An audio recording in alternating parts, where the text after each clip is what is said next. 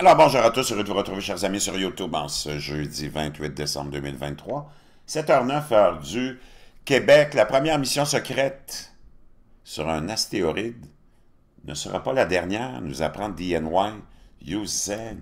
Oh! Depuis des générations, les missions spatiales occidentales se déroulent en grande partie à ciel ouvert. Nous savions où ils allaient, pourquoi ils y allaient et ce qu'ils comptaient y faire. Mais le monde est à l'aube d'une nouvelle ère dans laquelle les intérêts privés prennent le pas sur cette ouverture avec potentiellement de grosses sommes d'argent en jeu. Au cours de l'année à venir, un vaisseau spatial d'Astroforge, une société américaine d'extraction d'astéroïdes, pourrait être lancé par une mission vers un objet rocheux proche de l'orbite terrestre. En cas de succès, il s'agirait de la première mission entièrement commerciale dans l'espace lointain, au-delà de la Lune. Astroforge, cependant, garde secrète son astéroïde cible. Tiens. Et tout ça sera fait avec, j'imagine, des vaisseaux spatiaux électriques. La mission secrète de recherche de roches spatiales est la dernière d'une tendance émergente que les astronomes et autres experts n'apprécient pas. Les missions spatiales commerciales menées secrètement. De telles missions mettent en évidence les lacunes de la réglementation des vols spatiaux, ainsi que des inquiétudes quant à savoir si l'exploration du cosmos continuera à profiter à l'ensemble de l'humanité. C'est parce qu'il n'y a rien, même jusqu'à présent, qui a profité à l'ensemble de l'humanité. Mais enfin, je ne suis absolument pas favorable à ce que des objets tourbillonnent autour du système solaire interne sans que personne ne sache où ils se trouvent, a déclaré Jonathan McDowell, astronome au Harvard Smithsonian Center for Astrophysics dans le Massachusetts. Cela semble être un mauvais précédent à créer. Mais pour Astroforge, le calcul est simple. S'il révèle la destination, un concurrent pourrait s'emparer des métaux précieux de l'astéroïde.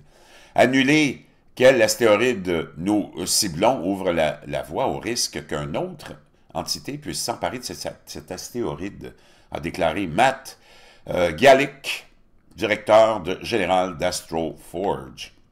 L'exploitation minière d'astéroïdes est entrée dans un marasme ces dernières années après la faillite de deux startups proposant de prospecter le système solaire à la fin des années 2010, mais aujourd'hui, plusieurs entreprises aux États-Unis, en Europe et en Chine tentent à nouveau cette chance. Même une commission du Congrès a tenu une audition sur le sujet en décembre. La renaissance est déclenchée par une nouvelle vague d'exploration spatiale commerciale portée en grande partie par SpaceX, la société fondée par Elon Musk, qui fait voler des propulseurs de fusées réutilisables et a réduit le coût d'accès à l'espace. Cette activité accrue s'accompagne également d'une augmentation du secret. En 2019, l'atterrisseur commercial Beresheet, construit en Israël, a tenté d'atterrir sur la Lune, mais s'est écrasé.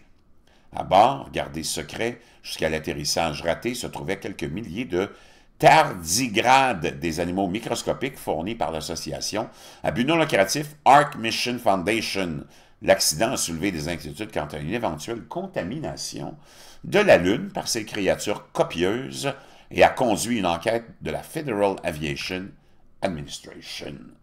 Plus récemment, la société de vols spatiaux suborbitaux Virgin Galactic a caché l'identité des personnes à bord de son avion spatial jusqu'à la fin des missions, une pratique jamais vue auparavant, avec les vols spatiaux habités. Et certains satellites faisaient du stop dans l'espace avec de nombreux autres engins orbitaux dans le cadre de ce que l'on appelle des missions de covoiturage, qui ont été également gardées secrètes. Nous assistons à des lancements fréquents, au cours desquels nous ne savons quels satellites ont été déployés que quelque temps après, a déclaré le Dr McDowell, qui maintient une base de données publique sur les engins spatiaux. Donc on le voit, je vous laisserai cet article-là, c'est intéressant, il y a des choses vraiment bizarres qui se passent. Et tout ça, naturellement, c'est une question financière. On va chercher des métaux précieux.